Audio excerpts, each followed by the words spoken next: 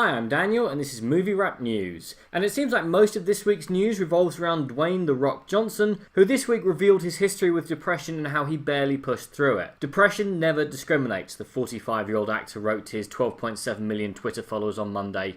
Took me a long time to realise, but the key is not to be afraid to open up. Especially us dudes have a tendency to keep it in. You're not alone. Johnson, who is currently promoting the Warner Bros. Action film Rampage, whose ending he had changed after deeming the original too sad, told British newspaper Express on Sunday he faced his own demons after witnessing his mother's suicide attempt as a teenager. I reached a point where I didn't want to go do a thing or go anywhere, the Fast and Furious film star said. I was crying constantly. Johnson recounted he was 15 when he watched his mother, Ata, walk into oncoming traffic on Interstate 65 in Nashville shortly after they were evicted from their apartment. He said he pulled her from the highway but then sunk into several years of depression, made more difficult by injuries that halted his would-be football career and a breakup with a girlfriend. We both healed, Johnson said of himself and his mother, but we've always got to do our best to pay attention when other people are in pain. Please don't bottle these things up. Asking for help is a sign of strength, not weakness. Sticking with Mr. Johnson, we find that he and Vin Diesel refused to film any scenes together on The Fate of the Furious. Johnson finally confirmed that the two men's single scene together in last year's The Fate of the Furious was the product of clever editing, and that the pair never filmed together on the same set at all, saying that he and Diesel had, quote, a few discussions, including an important face-to-face in my trailer, during the movie's filming. And what I came to realise, he said, is that we have a fundamental difference in philosophies on how we approach movie making and collaborating. It took me some time, but I'm grateful for that clarity, whether we work together again or not. I wish him all the best and I harbour no ill will there, just because of the clarity we have. Actually, you can erase that last part about no ill will, we'll just keep it with the clarity, end quote. Someone else who Dwayne might want to seek clarity from is Uwe Boll, who has announced on Twitter that, quote, Uwe Boll demands $500 million in compensation from Warner Bros. Will use the cash to hire private teams of mercenaries to kill poachers in Africa of rhinos, elephants and the ivory traders. RT retweet. He elaborated on his official website, we are living now in a world where independent movies are dead and the big players only are making all the money. That they then use developed brands and ideas from established series, such as my Rampage films, in order to make even more money is unfair but typical. The new Rampage movie will shrink my brand and my revenues I can make in the future with my Rampage movies. It also confuses the audience. I want that Warner Bros. Change the title, especially because the new movie has nothing to do with the Rampage and looks more like Jumanji 2 and is one of those typical feel-good popcorn movies that the studios use to brainwash America even more.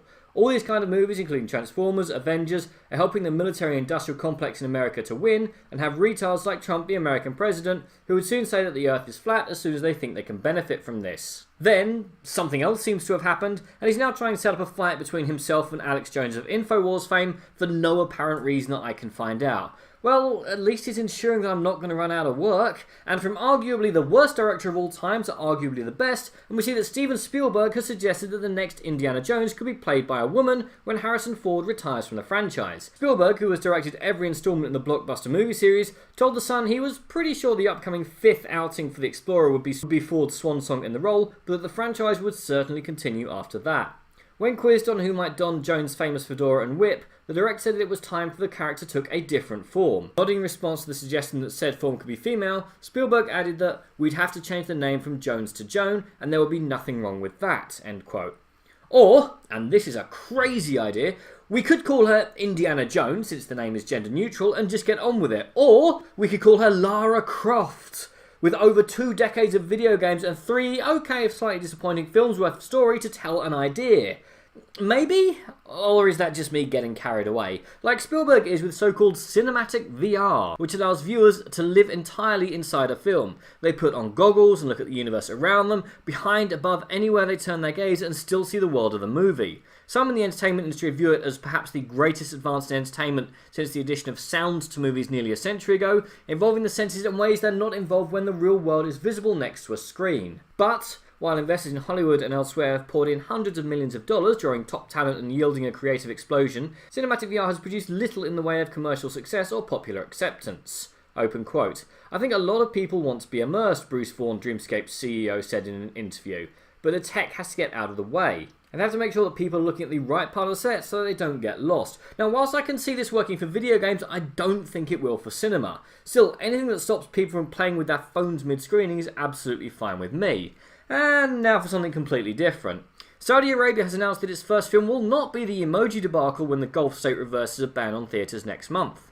According to reports, Black Panther, the Marvel blockbuster, will receive a gala premiere in Riyadh on 18th of April as part of a deal done by US theatre chain AMC that will see 40 cinemas open in Saudi cities over the next 5 years. Now, Saudi Arabia had some cinemas in the 1970s, but its powerful clerics closed them, reflecting rising Islamist influence throughout the Arab regime at the time. In 2017, the government said it would lift the ban as part of ambitious economic and social reforms pushed by Crown Prince Mohammed bin Salman. He is currently touring the US seeking investments to broaden the economy and lessen its dependence on oil. Now, to serve a population of more than 32 million, the majority of whom are under 30, Saudi Arabia wants to set up around 350 cinemas with over 2,500 screens by 2030, which it hopes will attract nearly $1 billion in annual sales. Open quote. The restoration of cinemas will help boost the local economy by increasing household spending on entertainment while supporting job creation, end quote, Culture Minister Awad Al-Awad said. Now, he expects the same version of films shown in countries such as Dubai or Kuwait will be suitable for Saudi Arabia.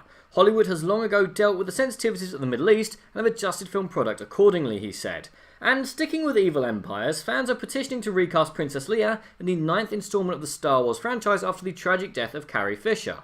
However, Star Wars actor Mark Hamill has publicly stated that he's not on board with the idea to recast Fisher, who died in 2016, in her most iconic role, according to Fox News.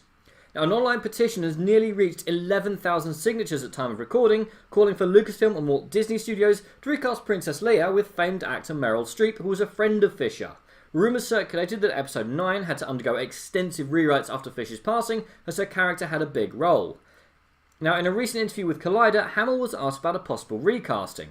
I don't know what the specific plans were for the character, but since Han was more prominent in 7, Luke was more prominent in 8, we assume that Leia will be more prominent in 9, especially with the dynamic of Kylo Ren being her son, Hamill said, according to Fox News. I think it would be tough recasting because she's so indelibly linked to that character, he said. Now, they've already ruled out the idea of a computer generating a performance like they did with Peter Cushing, so gee, that's got to be a really not an insurmountable problem. But I know the script had been developed enough, so when we lost her, they had to go back to square one. She's irreplaceable as far as I'm concerned. Which is a shame, that she probably would have won the franchise its first Oscar since 1981. Alright guys, so that was all the film news this week. Did I miss your favourite story? And what's your opinion on recasting Carrie Fisher? Comment below, let me know. I'm Daniel, it's been a Movie Wrap News. If you've enjoyed this video, please like, share and subscribe.